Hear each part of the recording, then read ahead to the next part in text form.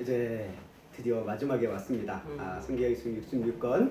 이제 제가 뭐 한 주 정도 더 다음 주에 이제 성경 전체 한번 1권서부터 창세기부터 요한계시록까지 다시 한번 정리하면서 마무리하는 시간이 이제 다음 주에 잡고 이제 완전히 끝을 내려고 하는데요. 이제 성경 66권의 숲은 이제 오늘로써 어떻게 보면 그 책 자체를 보는 거는 이제 오늘로써 이제 일단락이 짓게 되어집니다. 이제 요한계시록 아마 우리 성도님들에게 정말 우리 또 교회 한국교회에서도 말도 많고 탈도 많고 궁금한 또 그 많은 책이 아마 이 요한계시록일 겁니다. 그만큼 이해하기가 어렵고 난해한 성경. 아마 이 다른 66권 성경 가운데 이 요한계시록만큼 정말 복잡하고 정말 어렵게 사람을 어렵게 만드는 책이 정말 드문 것 같아요. 뭐 이제 뽑는다고 한다면 뭐 구약의 다니엘서 정도가 이제 또 같이 이제 어우러져서 이야기가 되다 보니까 그런 부분이 있지만 그래도 다니엘서보다는 요한계시록이 어쨌든 더 이슈가 많고 또 이제 논쟁거리도 많고 하는 것이 요한계시록인 책입니다. 그러다 보니까 요한계시록 성도님들이 참 궁금한 것도 많아요. 그 교회 목회자들에겐 또 그만큼 부담스러운 책이 요한계시록이기도 하다라는 것이 좀 사실이기도 합니다. 그러다 보니까 한동안 교회에서는 요한계시록을 이야기하는 거에 대해서 좀 약간 기피하는 경우가 있었어요. 소홀히 하는 경우가 있었고 그러다 보니까 그런 점을 어떻게 보면 이단이 또 파고들었다라고 볼 수 있습니다. 그래서 이단들이 항상 사용하는 게 뭡니까? 일단은 요한계시록부터 들이밀고 시작합니다. 그게 이단의 방법이에요. 그래서 그것을 이용해서 자신들의 세를 이용해 불려 나가는 거죠. 그래서 이제 이 요한계시록의 이 말씀이 자기들을 얘기하는 거다라는 논리로 시작해서 거기서부터 거꾸로 이제 모든 것들을 해석해 나가는 그게 이단의 어떤 하나의 추세 방법이다라고 우리는 볼 수 있을 것 같습니다. 당연히 이제는 이런 부분에 대해서 경각심이 이제 우리 교회에도 많이 생겨서 한국 교회에서도 이제 목사님들이 요한계시록 설교를 참 많이 하십니다. 많이 하시고 계시고 또 가르치는 교회들도 제법 많이 있는 걸로 제가 알고 있어요. 그래서 우리 건전한 교회 목사님들, 그 목사님들의 요한계시록 설교를 또 들어보시는 것도 우리 성도님들에게는 또 나름대로 좋은 이해와 또 도움이 될 수 있을 것 같다라는 생각도 조심스레 해보게 됩니다. 이런 추세 속에서 우리 세움교회도 짧지만 요한계시록을 보게 됩니다. 요한계시록. 그렇다고 해서 이제 오늘 요한계시록을 저희가 오늘 이 시간을 통해서 뭐 다 설명할 수는 없어요. 왜냐면 너무 얘기할 게 많아요. 지금 제가 오늘 말씀을 준비하는데도 설교 분량이 평소보다 더 길어졌어요. 줄인다고 했는데 안 줄여지더라고요. 그만큼 얘기할 게 많은 거예요. 얘기할 것도 많고 뭐 그렇다고 해서 그게 정답이냐라고 하는 게 아니라 너무나도 이런저런 관점이 많다 보니까 얘기할 게 많고 조심스러운 부분이 많은 책이 요한계시록이다라고 우리는 보게 됩니다. 그래서 그러니까 어디까지나 우리는 성경의 숲을 걷는 거니까 성경의 어떤 나무와 풀을 세세하게 살펴보는 게 아니라 하나의 큰 틀을 살펴보는 것이니까 요한계시록은 이런 책이다. 또 이런 목적을 담고 있다라는 것들을 우리 성도님들이 그거 핵심적인 부분만 붙잡으시면 요한계시록을 읽는데 가장 큰 도움이 되지 않을까라고 생각이 듭니다. 오늘 요한계시록 자체를 보면 어떻게 보면 마치 우리가 미로를 걷는 것처럼 느껴져요. 복잡한 미로를 막 걸어서 나가는 것 같은 느낌이 받는 게 요한계시록입니다. 근데 요한계시록 그러다 보니까 우리 성도님들도 요한계시록 읽는 게 부담스럽고 뭐 그런 부분도 있고 그러나 우리가 요한계시록을 차근차근히 본다고 한다면 어떻게 보면 크게 두려워할 필요는 없는 거예요. 왜? 하나님께서 우리가 두렵고 어려운 책을 굳이 성경에 두시진 않았을 것이라는 거죠. 우리 성도님들에게 충분히 감당할 수 있는 책이기 때문에 또 하나님께서 분명히 말씀하시고 계신 바가 있는 분명한 책이기 때문에 좀 난해하지만 어려운 부분들이 있지만 요한계시록이 이 성경 66권 안에 있는 분명한 이유는 우리 성도님들이 이 요한계시록 또한 봐야 되는 책이다라는 것을 일깨워주는 하나의 중요한 관점이 있다라는 것을 우리는 보게 된다는 것입니다. 아멘. 자, 우리가 요한계시록을 우리가 보게 되면 요한계시록은 저희가 전체적으로 봤을 때 큰 틀 1장서부터 22장까지가 요한계시록인데요. 그 전체적인 틀을 봤을 때 1장은 거의 인사말입니다. 인사말이고요. 이제 거의 핵심적인 내용이 들어가는 것은 이제 1장 후반부부터 이제 실제적인 이 요한계시록의 내용에 들어가는데요. 이 요한계시록의 인사말을 제외하고 봤을 때 요한계시록은 크게 두 부분으로 구분해 볼 수 있습니다. 물론 세세하게 학자에 따라서 경우에 따라 더 세세하게 구분할 수 있지만 저는 오늘은 크게 두 부분으로 구분해 봤어요. 그래서 제가 그것을 두 개로 나눈 근거는 바로 이겁니다. 요한계시록 1장 19절 말씀에 보면 이와 같은 말씀이 있습니다. 함께 읽겠습니다. 시작. 그러므로 내가 내가 본 본 것과 것과 지금 있는 일과 장차된 일을 기록하라. 이게 예수님께서 사도 요한에게 계시를 통해서 나타나실 때 말씀하신 거예요. 네가 본 것과 지금 있는 일과 장차될 일을 기록하라. 이 요한계시록에 이게 기록된 거예요. 본 것과 지금 있는 일, 장차될 일, 이 세 가지가 기록되어 있는 것입니다.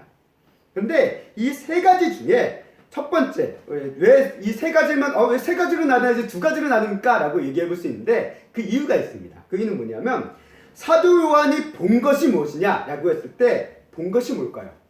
예수 그리스도. 그렇습니다. 그 예수 그리스도 맞아요. 전체적으로 좀 더 큰 틀로 봤을 때는 사도 요한이 본 것은 계시록 자체 전부가 사도 요한이 보고 있는 거예요. 그러나 또 다른 관점으로 봤을 때 사도 요한이 본 것은 무엇이냐? 하나님의 나라와 하나님 자체의 그 영적인 세계를 보고 있는 것이 기록되어 있는 것이 요한계시록입니다. 그래서 요한계시록의 내용을 보다 보면 천상의 그 어떤 예배의 장면, 이것들이 참 많이 등장해요. 이게 사도 요한이 보고 있는 거예요. 그리고 이 천상의 예배, 이 천상의 장면은 우리가 알아야 될 건 뭐냐? 시공간을 초월한 겁니다. 시간에 얽혀 있는 게 아니에요. 공간에 얽혀 있는 것이 아닙니다. 그렇기 때문에 본 것이에요. 그렇지만 장차될 일과 지금 있는 일과 장차될 일은 어떻습니까? 시간과 공간에 매여 있는 거예요. 그렇기 때문에 그 부분을 이런 기준에 따라서 제가 말씀을 이제 한번 요한계시록으로 구별해 본 겁니다.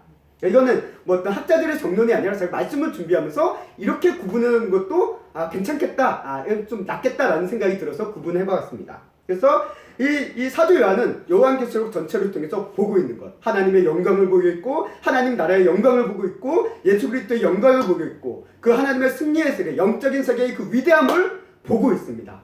그것을 보면서 그 동시에 이 땅에서 일어날 일, 현재 있는 일, 지금 있는 일과 장차 일어날 일로 요한계시록이 구분이 되어져 있다는 거예요. 그래서 현재 있는 일, 말 그대로 지금 일어난 일이죠. 그래서 지금 일어나고 있는 일을 무엇이 기록하고 있느냐? 우리가 알고 있는 이제 2장서부터 3장까지의 짤막한 내용이 지금 있는 일을 기록하고 있습니다. 그리고 4장서부터 마지막 22장까지가 뭘 기록하느냐? 장차 일어날 일들을 기록하고 있다는 거예요. 이게 요한계시록이 이렇게 구분될 수 있습니다. 근데 여기서 이 장차 일어날 일에 대한 기준은 어디까지나 요한이 계시를 받았을 때 시점이다라는 것을 우리는 먼저 좀 인지를 하시고 보시는 것이 좀 더 제대로 된 이해가 되지 않을까 싶습니다.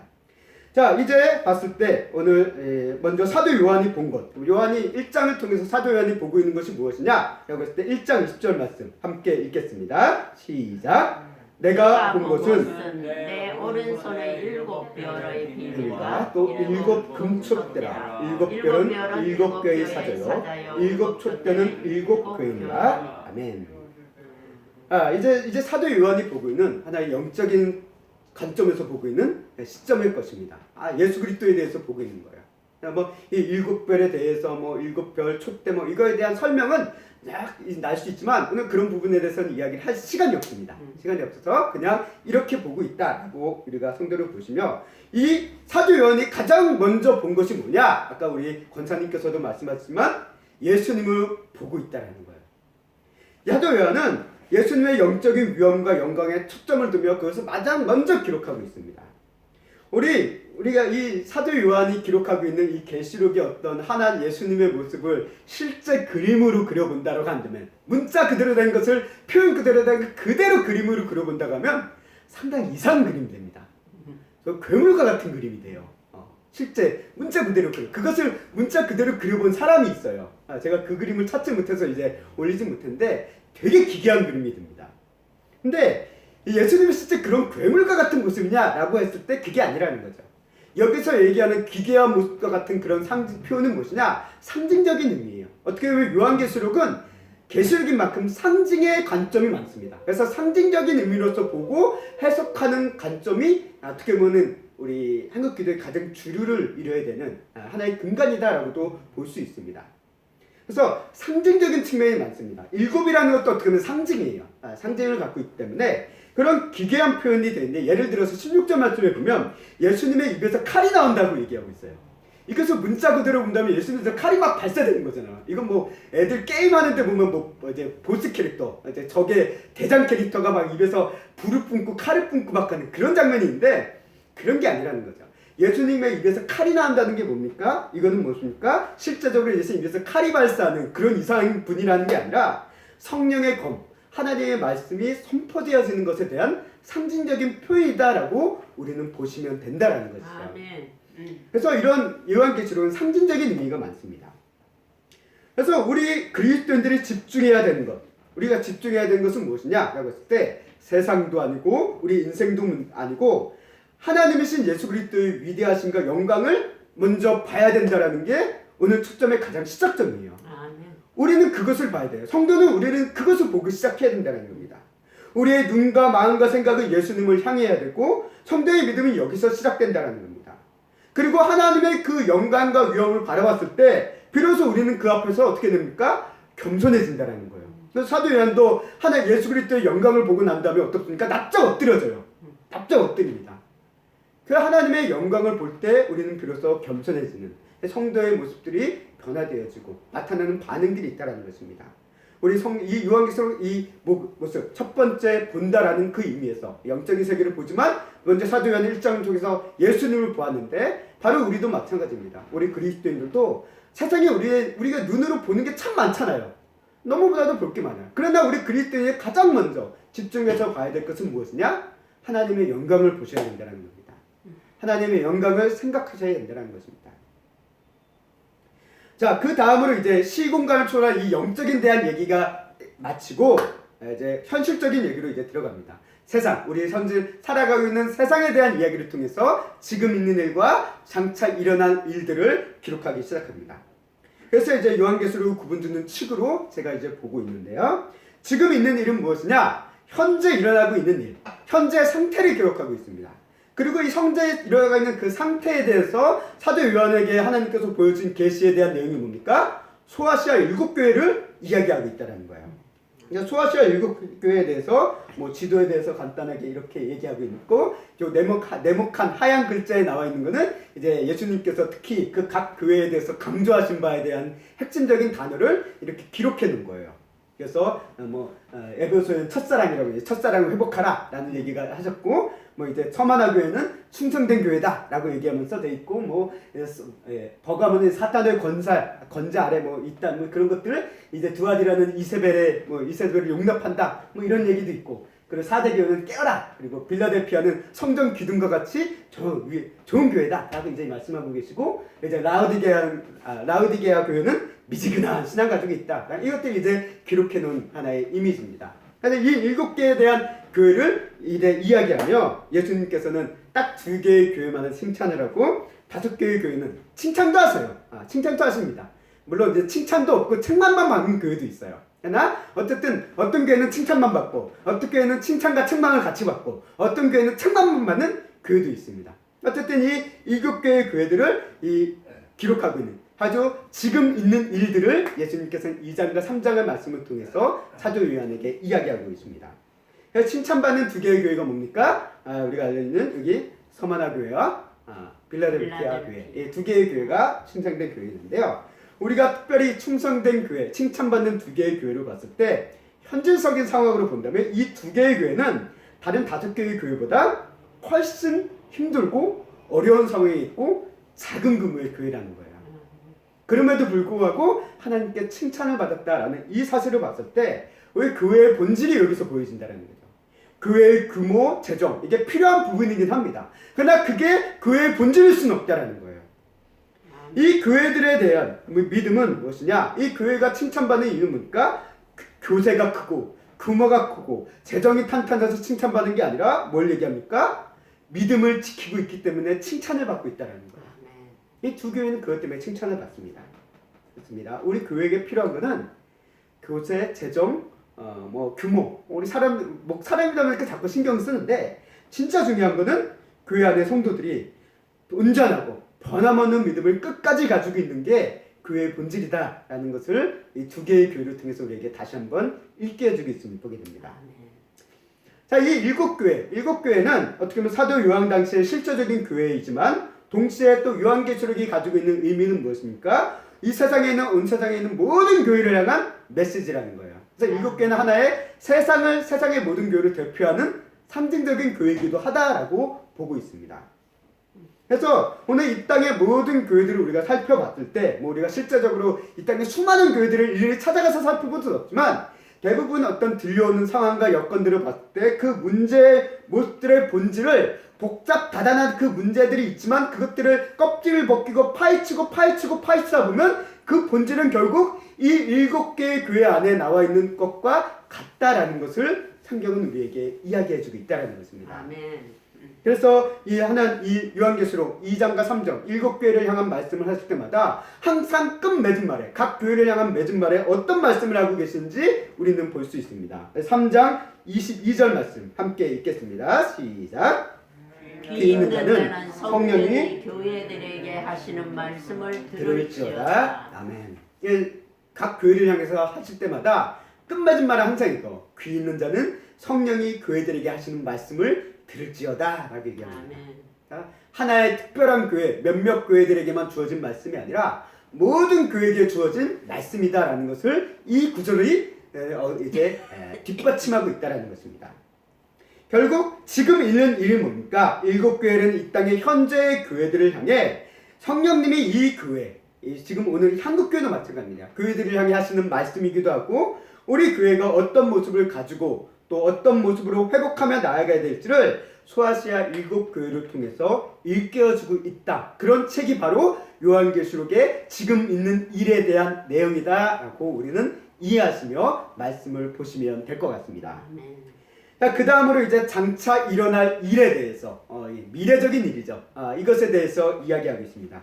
어떻게 가장 논쟁이 많은 부분이 이 부분이에요. 4장 그리고 요한계시록의 가장 거의 모든 본문을 차지하고 있는 게 이 장차 일어날 일입니다. 4장서부터 22장까지 거의 뭐 22장 중에서 뭐 앞에 3장 빠지고 다 하는 거니까 뭐 3분의 2가 아니라 뭐 한 5분의 4? 5분의 4가 뭡니까? 한 8분의 7 정도는 이 내용이다라고 우리가 볼 수 있는데요. 자, 이 일어난 일들에 대해서 뭐 요한 당시에는 아직 일어나지 않은 일이겠지만 오늘 이 시대 2000년이 지난 우리에게는 일부는 일어난 일로도 볼 수도 있을 것 같습니다. 나 이것에 대해서는 뭐 명확하게 이게 일어난 일이다라고도 해석하기는 어려워요. 왜? 하나님이 아니라고 하면 그건 아닐 수도 있으니까. 비슷해 보이지만 아닐 수도 있어요. 그래서 우리는 그건 아직 모릅니다. 그러나 요한의 당시에서는 장차 일어날 일이었다라고 우리는 보시면서 말씀을 보시면 될 것 같습니다. 그래서 4장 1절 말씀 함께 읽겠습니다. 시작. 일 후에 내가 보니 하늘에 열린 문이 있는데 내가 들은 바 처음에 내게 말하던 나팔 소리 같은 그 음성이 이르되 이리로 올라오라. 이후에 마땅히 일어날 일들을 내가 내게 보이리라 하시더라. 4장의 시작이 이렇게 돼요. 일어날 일들을 보일 것이다 라면서 이야기가 시작됩니다. 자, 이제 요한계시록 4장을 읽을 때 그러면 우리는 어떻게 읽어야 될까? 참 고민스럽습니다.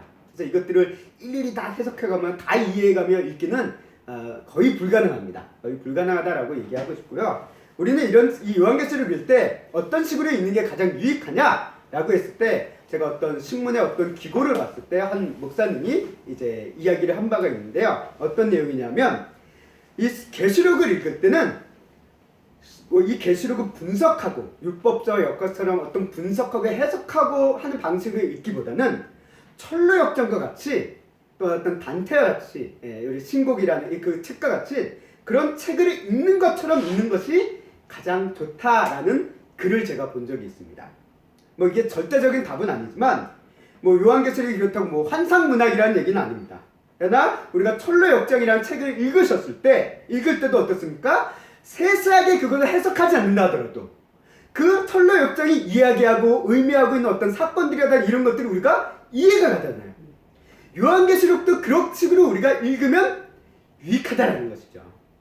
그래서 이 요한계시록이 도대체 뭐 7 나팔이고 7이란 숫자가 뭐고 뭐가 뭐고 거기에 막 몰두하면 요한계시록이 정말 중요한 메시지를 우리가 놓칠 수 있다는 것입니다. 그래서 요한계시록을 읽을 때는 우리가 어떻게 보면 철로역정을 읽듯이 그런 마음으로 먼저 읽는 것이 도움이 될 것이다 라고 이야기하는 것을 제가 이제 본 적이 있습니다. 그게 나름대로 의미가 있어 보이더라고요.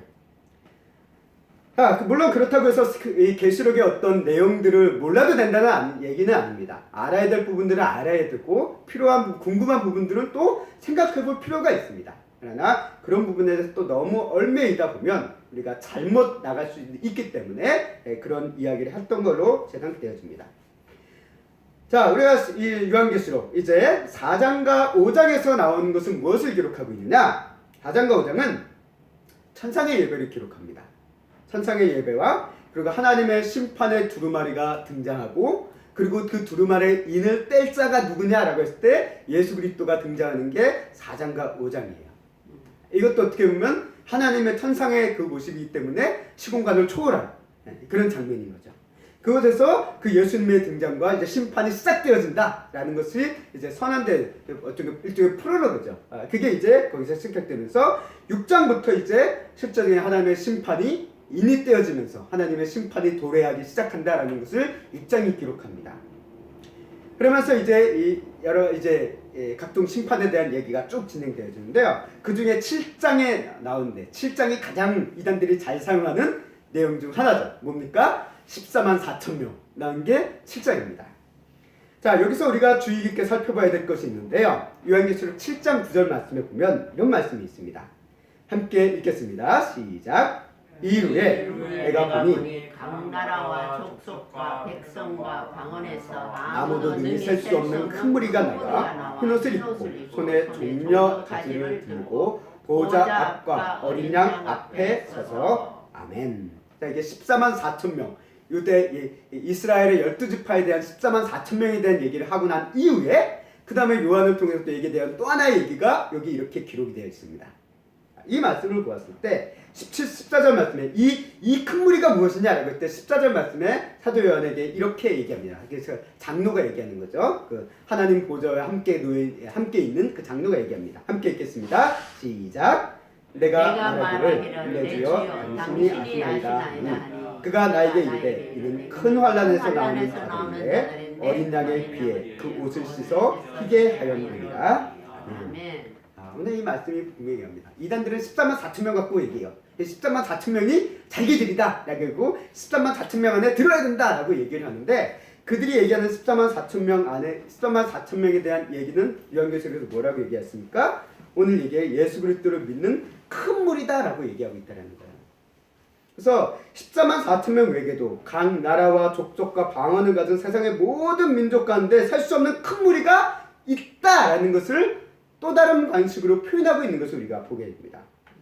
그래서 예수님의 믿고 믿음을 지킨 성도들에 대한 이야기가 7장 9절과 14절 말씀에 이야기하는데 이단들은 이 부분을 쏙 빼버리고 14만 4천 명 갖고 계속 숫자 노름하고 있는 것이죠.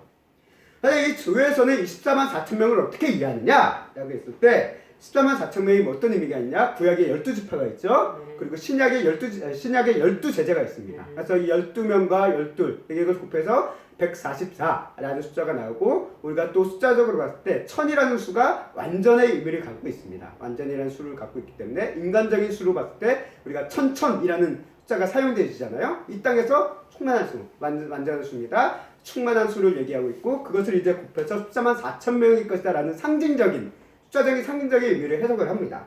결국 이 14만 4천 명이라는 것은 무엇이냐? 온 세상의 믿음의 백성들을 상징하는 상징적인 숫자다. 결국 14만 4천 명이라는 것은 7장 9절과 10장에서 나오는 예수 그리스도를 믿고 희망을 이루는 온 세상의 모든 민족들에 대한 하나의 상징적인 숫자이다 라고 보는 것이 기독교의 전통적인 견해라는 겁니다. 아멘. 단지 그렇기 때문에 14만 4천 명만 구원을 받는다라는 제한된 숫자라기보다는 왜 숫자를 그렇게 적어놨을까라는 것을 제가 한번 묵상해봤는데 그 의미는 무엇일까? 믿음으로 택함 받는 제한된 백성이라는 의미가 있을 것 같아요. 그냥 이 땅의 모든 사람들이 그냥 중구난방으로 아무나 다 구원받는 것이 아니라 믿음으로 구원받는 수는 한정이 된다는 거죠. 아멘. 그런 의미로서 14만 4천 명이라는 숫자가 적어진 거다라고 저는 느껴졌다라는 것이죠. 그렇게 우리는 보는 것이 성경적일 것 같다라고 저는 생각이 되어집니다. 그래서 우리 14만 4천 명에 대한 이해는 그와 같은 관점으로 보시면 될 것 같고요. 자, 이제 하나님의 심판이 도래하는 시작의 상징들이 나옵니다. 그래서 나오는 것이 무엇입니까? 7인이 나오고요, 7 나팔이 나오고요, 7 대접이 나옵니다. 저도 이 부분이 참 헷갈렸어요. 도대체 7인과 7 나팔과 7 대접이 나오는데, 도대체 이 세 종류의 이 심판의 이 표현들이 도대체 어떤 상관관계를 가지고 있느냐, 이게 참 이해가 잘 안 갔어요. 성경에 순차적으로 봤을 때 만약에 요한계시록이 시간적으로 순차적으로 기록된다고 한다면 인나팔이 있고 인이 있고 나팔이 있고 대접이 있으면 21번의 과정을 거친다라는 얘기가 나온다는 거예요. 근데 그게 아니라는 것이고요. 우리가 인과 나팔, 대접 이 세 개의 사건은 다른 사건이 아니라 하나님의 심판이라는 동일한 사건에 대해 다른 관점으로 기록을 하고 있는 거예요. 아멘. 다른 관점. 그래서 인과 나팔과 대접에 대한 내용들을 우리가 정리하다 보면 이 세 가지의 내용들이 상당히 유사합니다. 내용들이, 심판의 과정들이 물론 차이는 있어요. 약간씩의 차이는 있는데, 그러나 그 과정과 모든 그런 이루어지는 어떤 결과들이 상당한 유사점을 가지고 있습니다. 그렇기 때문에 학자들은 이 부분에 대해서 이 세 가지는 별개가 아니라 같은 건데 관점이 다르다라고 보는 것이 이제 요한계시록에 대한 기독교에 대한 정통적인 이해로 보고 있어요. 그리고 또 하나의 근거로 저는 이거를 들고 있습니다. 창세기 말씀을 보면 요셉이 바로 왕의 꿈을 해석을 합니다. 그래서 4장 32절 말씀에 보면 이런 얘기를 하죠. 함께 읽겠습니다. 시작. 바로께서 꿈을 2번 겹쳐 보신 것은 하나님이 이 일을 정하셨습니다. 하나님이 속히 행하시리니 라고 했습니다. 그래요. 사도 요셉이 바로에게 해요. 똑같은 꿈이었습니다. 똑같은 얘기를 하고 있는데 그 꿈은 표현 방식은 달랐어요. 그것을 보고 요셉이 얘기해요. 똑같은 얘기다. 근데 왜 2번이나 겹쳤겠냐? 그건 하나님이 이 일을 정하셨고 그것은 반드시 일어날, 속히 일어날 일이기 때문에 그것을 읽기 위해서 이렇게 보여주신 것이다 라고 요셉이 얘기했는데, 바로 요한계시록에 나와 있는 이 7인과 7 나팔과 7 대접에 대한 3번의 반복은 저는 이와 같은 의미가 있다라고 저는 생각이 되었다는 거예요. 아멘. 3번에 걸쳐서 동일한 비슷한 이야기를 한 것은 하나님께서 이 일을 정하셨고 그 일을 속히 행하실 것이다 라는 강조점이라는 거죠. 그렇게 우리는 이 세 가지의 다른 표현이지만 이 7인과 7 나팔과 7 대접에 대한 것들을 이해하시면서 보시면 될 것 같다라는 생각을 들게 되었습니다. 자, 그리고 이렇게 시작되어지는 이 7의 과정들, 7인과 7인이 떼어지고 또 7 나팔의 소리가 들리게 되어지고 또 7 대접에 화가 부어지는 그런 과정들이 쭉쭉쭉 기록되어지는데요. 그 중에 그 과정 가운데 이제 12장에서는 새로운 장면의 전환이 일어납니다. 그 나팔의 대접 과정은 이러니까 이 요한계시록이 이러다 보니까 참 혼동스러운 거예요. 순차적으로 쫙 기록하면 우리가 이해하기 어려운데 갑자기 딴 얘기가 툭 튀어나온 것 같은 느낌이 들어서 자꾸 혼동스러운 부분이 있습니다. 그래서 어쨌든 12장에서는 다른 장면의 전환이 일어나요. 어떤 얘기가 나옵니까? 용에 대한 이야기가 나오고 여인에 대한 이야기고 여인의 해산에 대한 이야기가 나옵니다. 그것은 무엇입니까? 사단과 교회와 예수 그리스도에 대한 이야기가 시작되어지는 것을, 그것을 다른 표현인데 그것을 표현적으로 상징적으로 얘기하는 것이 12장부터 얘기합니다. 그래서 사단을 통한 교회의 여인, 이제 교회를 상징하고 있는데 이 교회가 핍박받는 그런 이유에 대해서를 이런 시각적인 묘사적인 부분으로 상징적인 부분으로 표현하고 있는 게, 그리고 그 핍박의 과정, 사단의 핍박의 과정 가운데서도 하나님께서 교회를 보호하고 여인을 보호하시는 교회를 보호하신다는 의미인데 그 교회를 보호하고 계신다는 것을 요한계시록이 기록하고 있는 것을 우리가 그리고 있는 것을 우리가 보게 됩니다. 12장부터는 결국 뭘 얘기하느냐? 하나님 나라와 마귀 사탄의 권세의 싸움의 관점을 이야기가 기록되어져 있다는 거예요. 그래서 12장부터는 우리가 발견될 수 있는 하나의 특징은 뭐냐면 대비되어지는 장면이 많아요. 비교가 되어지는 장면. 우리가 13장에서 어떤 얘기가 나옵니까? 용이 나오고 첫째 짐승이 나오고 둘째 짐승이 나옵니다. 그리고 뭐가 나옵니까? 짐승의 표가 나와요. 우리가 흔히 얘기하는 666. 짐승의 표에 대한 얘기가 13장에 나옵니다.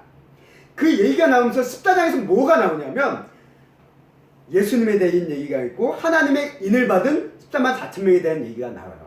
이게 딱 대비가 되는 거예요. 결국 13장은 하나님의 삼위일체를 모방한 사단의 삼위일체에 대한 얘기가 나오고요. 그리고 그의 권세 아래 놓여있는 짐승의 표를 받은 자들에 대한 얘기가 13장에 기록되어 있고, 14장은 삼위일체이신 하나이신 예수 그리스도를 이야기하고 있고, 그 예수 그리스도를 통해 성령의 인침받은 믿음의 백성들에 대한 얘기가 나와 있고, 그와 이렇게 대비가 되어져 있어요. 13장과 14장이 그렇게 대비가 되어져 있다는 거예요. 그리고 이런 심판의 과정 가운데 무슨 얘기를 했냐? 14장 11절 12절 말씀 우리 함께 읽어보도록 하겠습니다. 시작.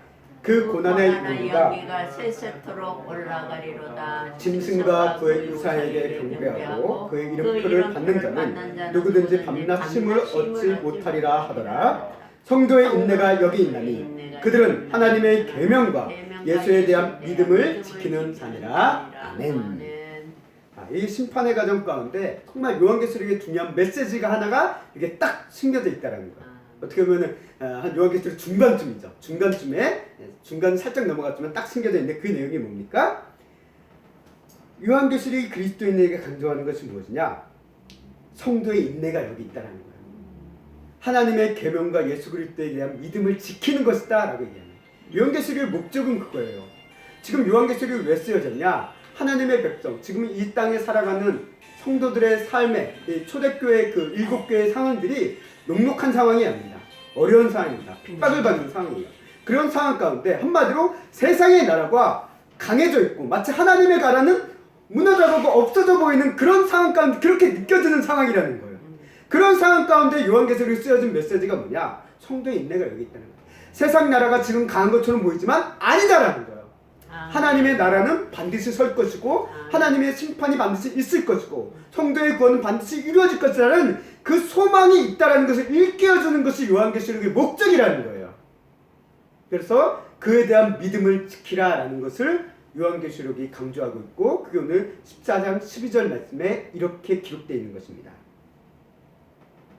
자, 여기서 666에 대한 얘기가 나왔으니까 이 666에 대한 이제 해석은 다양합니다.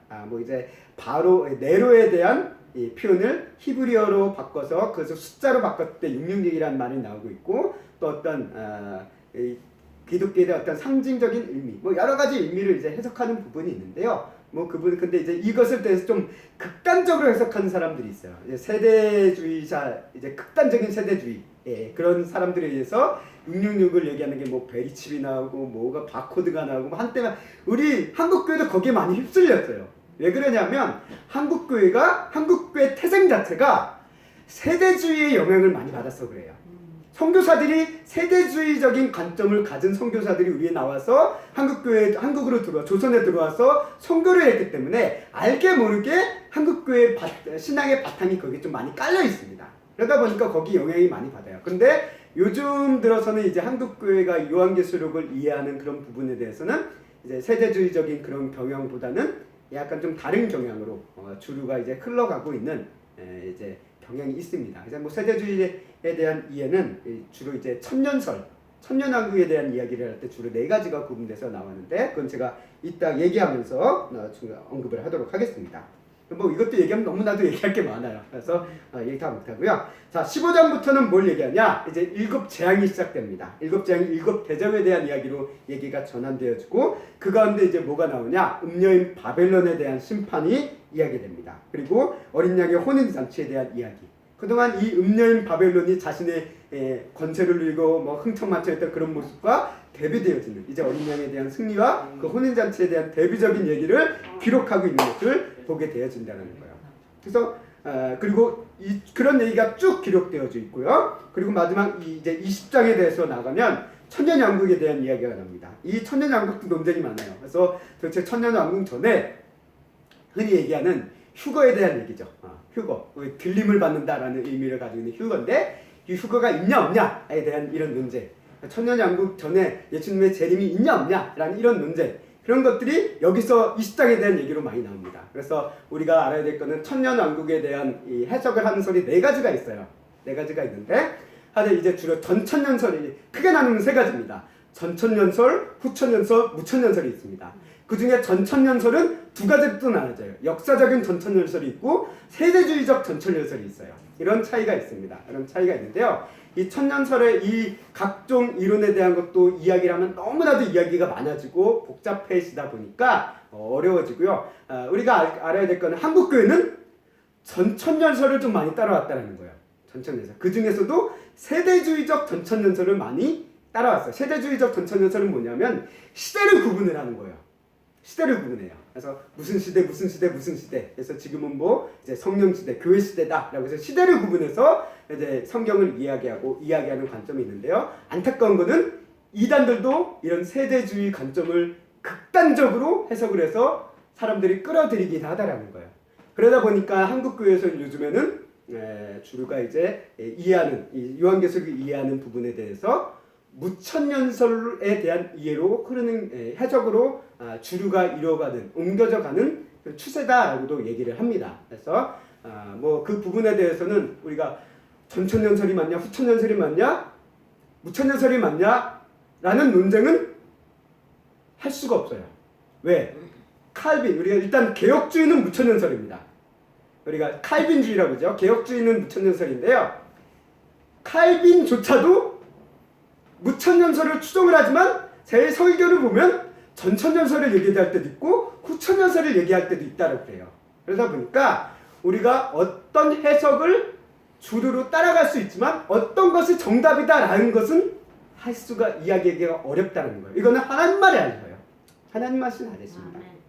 우리가 주의 깊게 기록되어져야 되는 것은 이해해야 되는 것은 뭐냐?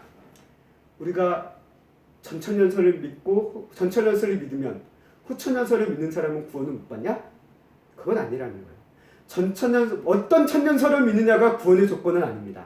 우리의 구원의 조건은 믿음이 예수 그리스도에 대한 믿음이지 전천년설과 후천년설과 무천년설에 대한 거기 논쟁은 우리 그리스도인들에게는 어떻게 보면 아주 심각한 문제는 아니에요.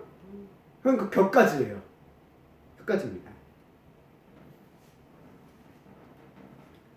그런 의미에서 우리가 이 각종의 천년설이 이제 이런 이해하는 부분에 대해서 생각해 볼 필요는 있어요. 또 이런 각도의 각종 천년설 이론들이 강조하는 부분이 있기 때문에 거기서 강조되어진 부분으로 수긍되어지고 배워야 될 부분이 있습니다.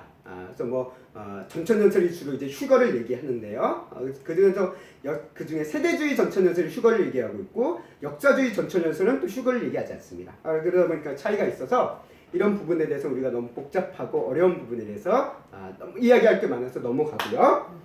여러분들은 그냥 이 천년설이 구분되어지는 논쟁이 있다는 것 정도로 일단은 오늘은 그렇게 이해하시면서 가시면 될 것 같습니다. 자, 우리 이 가운데서 이제 우리가 20점 천년 왕국이 이루어지고 사단의 완전 패망과 심판으로 하나님의 왕국이 승리가 선언되어지는 장면을 우리가 보게 되는데 하나 우리가 성경을 읽다 보면 우리 성도들도 그렇지만 알게 모르게 우리가 가지고 있는 잘못된 인식이 있습니다. 그건 뭐냐면 사단과 하나님 또 예수님이 동등한 존재로 착각할 수도 있다라는 거예요. 흔히 이런 게 있잖아요. 성과 악의 대립 그리고 어둠과 빛의 대립 이렇게 하면 이거를 꼭 이렇게만 본다면 이게 거의 동급의 존재로 우리가 이해하기 쉽잖아요. 그런 사상이 많이 있어요. 그러나 성경은 결코 사단과 하나님을 동급으로 이야기한 적이 결코 없습니다. 사단은 어디까지나 하나님을 거역하고 대적자로서만 표현되어 있지 하나님과 능력이 같고 하나님과 동등하지 않아요. 그래서 하나님의 심판 앞에 하나님의 승리 앞에 결국은 무릎 꿇을 수밖에 없는 존재다라는 것을 성경은 끊임없이 기록하고 있습니다. 그걸 우리는 인식하고 계셔야 된다는 거예요.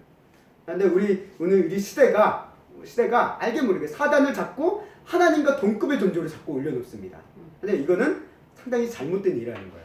요한계시록 성경은 결코 그렇게 얘기하지 않습니다. 자, 이제 21장, 22장으로 넘어가면서 이제 뭐가 나오냐? 새하늘과 새 땅이라는 하나님의 나라가 도래하는 그것을 이제 성경을 기록하고 있는데요. 21장 3절과 4절 말씀 함께 읽겠습니다. 시작. 내가 들으니 보좌에 큰 음성이 나서 이르되 보라 하나님의 장막이 사람들과 함께 있으니 하나님이 그들과 함께 계시니 그들은 하나님의 백성이 되고 하나님은 친히 그들과 함께 계셔서 모든 눈물을 그 눈에서 닦아주시니 다시는 사망이 없고 애통하는 것이나 곡하는 것이나 아픈 것이 다시 있지 아니하니 처음 것들이 다 지나갔음이라. 아멘. 오늘 이 계시록 21장 말씀에 장막이라는 말, 신천지라는 말 참인데, 이 신천지 장막 선전에는 이단 때문에 성경에 나와 있는 신천지와 장막이라는 말을 부정적인 의미가 박혀서 쓰기가 참 껄끄러워졌어요. 그게 참 안타깝습니다. 그래서 한국 교회에서는 이 신천지에 대한 그것 때문에 신천신지라는 말을 사용하기도 하고, 목사님들이 왜? 신천지란 말이 워낙 안 좋은 이미지로 바뀌어 있다 보니까. 근데 신천지란 말 자체는 성경에 있는 말이에요. 그러다 보니까 안타까운 거죠. 안타까운. 장막이란 말도 구약에서부터 나오는 그런 말인데 안 좋은 의미가 박혀버려서 참 껄끄러워진 게 안타깝습니다. 자, 요한계시록을 무엇이냐? 요한계시록은 결국 어떤 목적으로 쓰여져 있냐? 현실을 살아가는 성도들을 향해 소망의 메시지를 쓰는 거예요. 아멘. 하나님이 함께 계시고 하나님이 위로하시고 힘주시는 소망의 나라가 반드시 도래할 것이다, 임할 것이다 라는 것을 이제 21장, 22장 말씀이 이야기하고 있고, 요한계시록은 지금 이 소망의 나라를 성도들이 바라보게 하기 위해서 쓰여지고 있다는 거예요. 당장의 이 초대교회, 아마 소아시아 7교회를 포방한 대부분의 교회들이 로마 제국이라는 거대한 권력, 세상의 권력 앞에 정말 핍박받고 어려움이 겪고 있는 그런 상황 가운데 과연 하나님의 나라가 임할까? 하나님의 나라가 오는 걸까? 라는 그런 상황 가운데 신앙이 식어지고 신앙이 변질되어지고 신앙에서 자꾸 신앙의 믿음을 놓치고 하는 그런 상황 가운데 있는 그들을 향해 하나님께서 요한계시록을 통해서 말씀하시는 것이 무엇이냐? 너희 요한계시록을 해석해라? 요한계시록이 이해라가 아니에요. 요한계시록의 본질은 뭡니까? 예수 그리스도가 오시고 하나님의 나라가 있고 하나님의 승리가 있다라는 것을 너희는 잊지 말라라는 거예요. 아멘. 이게 요한계시록의 가장 중요한 메시지라는 것입니다. 세상의 핍박과 환난과 고통으로 인해서 힘든 성도들을 향해서 지금도 함께 계시는 이 하나님께서 반드시 소망의 나라들을 임하게 하시는 그 순간들이 예비되어져 있다는 것을 이야기하고, 그 약속의 나라를 향해 믿음을 끝까지 지킨 성도들에게 이 축복이 주어진다라는 것을 요한계시록이 이야기하고 있습니다. 그래서 요한계시록의 말씀 가운데 오늘 1장 말씀에서 나오고 22장 말씀에서 나오고 뭐라고 얘기하냐면, 이 말씀, 예언의 말씀을 지킨 자에게 복이 있다라는 말씀을 하세요. 아멘. 지킨 자에게. 믿음을 끝까지 지키는 것. 뭐 이 지킨다는 게 순종의 의미도 있기 때문에 믿음을 행한다라는 것 의미도 내포하고 있다라고 볼 수도 있습니다. 하여튼 지킨다라는 것, 그것을 얘기하고 있다라는 거예요. 요한계시록을 잘 해석하고 뭐 번역하고 뭐 상징을 다 풀고 이게 요한계시록의 목적이 아닙니다. 요한계시록의 목적은 성도의 믿음을 끝까지 지켜나가는 것, 바른 믿음을 일치하고 끝까지 나아가게 하는 것에 그 목적이 있다라는 것입니다. 이제 수능이 가까워졌어요. 수능이 가까워졌는데 우리 수험생들이 항상 하는 얘기가 있습니다. 그건 뭐냐면, 너희가 문제를 풀 때 시간 배분을 잘해야 된다는 얘기를 하세요.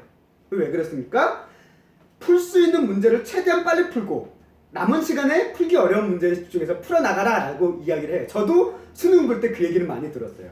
그 이유가 뭡니까? 어려운 문제부터 풀다가 정작 풀 수 있는 문제를 못 풀고 점수를 다 못 받느니 차라리 풀 수 있는 문제부터 풀어서 점수를 확보한 다음에 나머지 어려운 문제를 차근차근 풀어가면서 점수를 추가적으로 받아라 라는 그런 의미죠. 오늘 그리스도인들에게 요한계시록은 바로 이런 의미다라고 저는 생각이 되어져요. 우리 요한계시록이 힘든 세상을 살아가는 성도들에게 소망의 인내를 통해서 믿음의 왕성을 위한 책이기에 중요하고 소중한 책인데, 문제는 뭡니까? 우리 성도님들이 요한계시록만 급급해서 이거를 어떻게든 풀어보려고 애쓰는 모습이 마치 수능생들이 어려운 문제 하나 붙잡고 그것만 풀어보겠다고 시간 다 보내는 것과 똑같다라는 생각이 문득 들었어요. 성경의 요한계시록은 66권 중에 하나예요. 나머지 65권의 말씀은 그 안에 담긴 더 귀한 말씀, 소중한 말씀들이 있는데 그건 다 하나 팽개치고 요한계시록만 매몰되어 있는 것은 어떻게 보면 건강한 신앙이 아니다라고 저는 생각이 되어집니다. 우리가 인정을 해야 될 게 있어요. 요한계시록을 가운데, 요한계시록뿐만 아닙니다. 성경을 읽다 보면 모르는 부분이 있을 수 있어요. 심지어는 목사님들도 지금 어떤 신학자들도 명쾌하게 답을 내리기 어려운 부분들이 있습니다. 있어요. 혹시라도 내가 성경의 모든 것을 다 알 수 있다라고 생각하는 것은 우리의 교만입니다. 성경의 모든 것을 다 알 수 있는 것은 하나님밖에 없어요. 왜? 성령의 감동으로 쓰여진 거기 때문에. 그렇기 때문에 이단들이 자신들의 요한계시록의 비밀을 다 풀었다라고 주장하는 것 자체가 저는 상당한 교만이다라고 생각을 합니다. 그리고 기독교회는 이거를 모르니까 가짜다라는 주장을 해요. 또 실제 이단들은 그럴싸하게 나름대로의 논리, 우리가 사기를 치려면 사기도 멍청해서 사기 못 칩니다. 상당히 교묘하게 사기칩니다. 똑같은 거예요. 이들도 상당히 교묘하게 이것들을 풀어나갑니다. 근데 지난주에 우리가 유다서에 대해서 이렇게 얘기했죠. 미가엘과 천사, 사단이 모세의 시체 가지고 논쟁하는 장면이 있는데 알지 못하는 것에 대해 비방하는 것, 무조건 알아야 된다는 식으로 말하는 이들을 향해 유다서가 그것을 표현하고 있는 거예요. 6장 10절 말씀 한번 유다서 10절 말씀 읽겠습니다. 시작. 이 사람들은 무엇인지 알지 못하는 것에 대해서 비방합니다. 이들은 지각 없는 짐승들처럼 본능으로 아는 것들로 인해 파멸에 이르게 됩니다. 아멘. 예, 우리 모세의 시체, 모세의 무덤이 어디냐, 모세의 시체 어떻게 됐냐 궁금할 수 있어요. 근데 몰라요. 그 모르는 것을 안다고, 또 모르는 것에서 모르면 안 된다는 식으로 얘기하는 것은 위험할 수 있다는 거예요. 알지 못하는 것은 우리는 알지 못한다라고 그러면 됩니다. 알지 못하는 것을 아는 것 척하면서 멸망으로 이끄느니 차라리 모르는 게 나을 수도 있다라고 성경은 얘기하고 있는 거죠. 물론 성도가 교회에서 모르는 것에 대해서 가르쳐주고 뭐 이런 부분에 대해서 배려해주고 또 이야기해줄, 우리 교회도 이런 부분에 대해서는 잘 모른다, 이런 어려움들이 있다라는 것들을 이해해줄 필요는 있습니다. 우리 성도님들도 교회에서 혹시 안 가르쳐줘도 모른다라고 하다가 뭐 속시원히 가르쳐준대 라고 해서 거는데 함부로 쫄래쫄래 따라가지 마십시오. 그럼 큰일 나요. 큰일 납니다. 우리는 하나님께서 주신 요한계시록의 목적을 착각하시면 안 됩니다. 하나님께서 요한계시록을 주시고 너에게 이거 문제 풀게 하라고 주신 게 아니에요. 요한계시록의 말씀을 읽는 자와 듣는 자와 지키는 자가 복이 있는 것이 말씀을 해석하고 상징을 풀고 그것에 복이 있다라고 말씀하시지 않았습니다. 요한계시록을 통해 지켜야 되는 말씀이 무엇입니까? 수많은 이단들이 말하는 자기 14만 4천 명 안에 들어가야 됩니까? 휴거와 천년왕국에 들어가서 자신들만의 어떤 그 세상 속에 들어가야 됩니까? 아닙니다. 요한계시록은 그것을 얘기하고 있잖아요. 요한계시록이 보여준 장차 일어날 일에 대한 이야기는 이미 하나님께서 계획하신 바이기 때문에 우리가 거기에 뭐 들어가고 말고가 없어요. 이건 이미 결정된 상황이에요. 거기에 대해서 뭐 우리가 하면 14만 4천 명이 들어가고 이런 게 말이 안 되는 거죠. 요한계시록 4장서부터 22장까지는 하나님께서 결정하신 일이고 행하실 일들에 대한 것은 현상이지 그것을 위해서 우리가 뭔가를 해나간다, 그것을 위해서 뭔가를 거기에 동조해 나간다 라는 것은 기독교의 가르침이 아니다라고 저는 생각합니다. 왜? 기독교회는 행함의 종교가 아니거든요. 믿음의 종교지. 자, 요한계시록의 말씀은 환란 속에 있는 세상에서 마귀 사단의 권세 아래 있는 세상 속에서 특히 사도 요한의 당시에 로마 제국이라는 거대 권력 아래, 거대 나라의 권력, 제국의 권력 안에 핍박받는 그 교회, 그로 인해서 세상의 권력과 가치관들을 숭배하고 또 이단의 그 가르침에 혼동되어지는 그런 그 악영향을 받는 교회들의 상황을 향해 사도 요한은 요한의 계시록, 요한의 문서들을 통해서 이야기를 하고 있는 거예요. 그래서 요한의 문서를 요한계시록뿐만 아니라 우리는 함께 볼 필요가 있습니다. 요한의 문서가 뭡니까? 요한복음이 있죠. 요한 1, 2, 3서가 있죠. 그리고 요한계시록이 있습니다. 이 5권의 책이 얘기하는 것을 각각 구분해보면 뭐냐? 요한복음이 믿음을 강조했으면 요한서서는 사랑을 강조했습니다. 요한계시록은 뭘 강조합니까? 소망을 강조하는 거예요. 믿음과 소망과 사랑을 강조하고 있다는 것을 기독교의 그냥 핵심이에요. 본질을 그대로 강조하고 있다라고 저는 이해가 됐다라는 것이죠. 그래서 그리스도인들의 예수님의 승리하심의 완성과 하나님 나라의 완성에 대한 믿음을 가지고 인내의 소망으로 끝까지 서로 사랑하며 살아가라 라는 것을 이 요한의 문서 통틀어서 마지막 요한계시록을 통해서 그것을 마침표를 찍고 있다는 거예요. 근데 이 앞에 요한의 문서와 요한 서신을 딱 빼놓고 본다면 뭔가가 좀 부족한 거예요. 말씀을 가르쳐 이제 예언의 말씀을 듣고 읽고 또 지켜야 되는데 지켜야 되는 부분이 뭐냐? 서로 사랑하는 우리 성도들이 믿음으로 서로 사랑하는 것. 그게 끝까지 지켜야 되는 성도의 본분이잖아요. 그래서 앞에 요한의 문서를 봐야지만 요한계시록에 얘기하는 지켜야 되는 말씀에 대한 이야기가 좀 더 명확해질 수 있다라고 저는 생각이 되었습니다. 자, 이제 말씀을 정리하겠습니다. 자, 요한계시록이 가장 마지막에 이야기하는 바가 무엇입니까? 요한계시록의 내용을 잘 해석하라.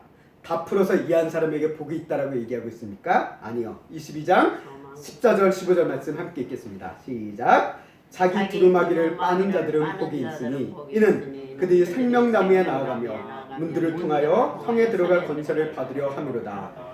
개들과 점술자들과 음행하는 자들과 살인자들과 우상 숭배하는 자들과 및 거짓말을 좋아하며 지어낸 자는 다 손밖에 있으리라. 아멘. 자, 끝까지 자기 두루마리를 빠는 자. 이게 뭡니까? 결국 예수 그리스도를 믿음으로 그리스도의 새 옷을 입고 그 믿음의 거룩한 삶을 지키는 삶을 표현하는 거잖아요. 아멘. 그래서 그런 사람이 복이 있다라는 거예요. 아멘. 믿음을 끝까지 지키고 또 요한의 서신이 끊임이 얘기했던 믿음으로 서로 사랑해가는 모습을 끝까지 지키는 사람들에게 하나님의 이 놀라운 복이 있다라는 것을 요한계시록은 마지막에 이야기하고 있다는 거예요. 이것은 14장 12절 말씀, 아까 인내의 소망이 여기 있다라고 하면서 하나님의 계명을 지키고 예수의 했던 믿음에 대한 이야기가 14장 12절에서 중간에 나왔듯이 그 얘기가 또 한 번 반복되는 겁니다. 요한계시록 1장 3장에서도 예언의 말씀을 읽는 자와 듣는 자와 지키는 자가 복이 있다라고 이야기했고 요한계시록 2장 7절에서도 예언의 말씀을 지키는 자가 복이 있다라고 반복적으로 얘기합니다. 22장 7절 말씀, 보라 내가 속히 오리니 이 두루마리의 예언의 말씀을 지키는 자는 복이 있나니. 아멘. 요한계시록은 이처럼 예수님의 고난 속에 소망을 붙들고 있는 그리스도의 소망에 대한 분명한 응답으로 예수님께서 이 7절 말씀은 예수님 말씀입니다. 내가 속히 오리라 라고 얘기하고 있어요. 그래서 우리가 요한계시록 25장 말씀을 보면 요한계시록을 보면 속히 오리라 라는 말씀을 참 많이 하십니다. 내가 오실 것이다. 내가 올 것이다. 그래서 예수님은 반드시 오신다라는 것을 요한계시록이 얘기했고 그것에 소망을 두고 우리 성도들은 살아가라. 우리 기독교, 우리 성결교다라고 얘기하면 재림의 예수를 소망하며 살아가라 라는 것을 요한계시록은 기록하고 있다는 것입니다. 우리는 이 다시 오실 예수님을 기다리는 자들입니다. 우리는 승리의 예수님이 오실 것을 믿기에 세상의 어려움 속에서도 소망을 가지고 살아갈 수 있는 소망의 자녀들임을 오늘 이 요한계시록을 통해서 다시 한번 일깨우시기를 주님의 이름으로 간절히 소망하고 축원합니다.